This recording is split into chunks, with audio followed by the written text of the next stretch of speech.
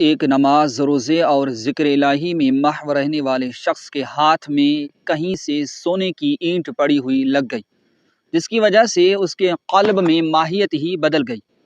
خدا کی یاد سے غافل ہو کر اب اس نے ہر وقت دنیاوی آسائشیں حاصل کرنے کے منصوبے بنانے شروع کر دیے۔ کبھی اعلیٰ شاندار محل، کبھی باغیچہ فردوس، کبھی بہترین طعام اور لباس فاخرہ، اور کہیں کچھ اور غرض کے اس طرح کی سوچوں نے اس کی نیند حرام کر دی۔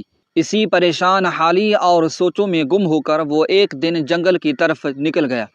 وہاں اس نے ایک شخص کو قبر کی مٹی سے اینٹیں بناتے ہوئے دیکھا۔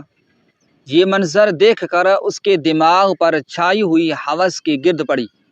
اس نے سوچا، تو بھی کیسا احمق اور بے وقوف ہے، سونے کی اینٹ کیا ہاتھ آئی، تو اپنی عاقبت بھول گیا ہے۔ ہو سکتا ہے کہ کل کو تمہاری قبر کی مٹی سے بھی اسی طرح کی اینٹیں بنائی جائیں۔ اپنی عمر اے عزیز ضائع نہ کر اور سیدھی راہ اختیار کر۔ دولت حاجات پوری کرنے کا ایک ذریعہ ہے۔ حد سے زائد دولت انسان کے دل کو پتھر بنا دیتی ہے اور یاد الہی سے غفلت میں پڑ کر دنیاوی شور و شغب اور نحو و لعب میں ڈوب جاتا ہے۔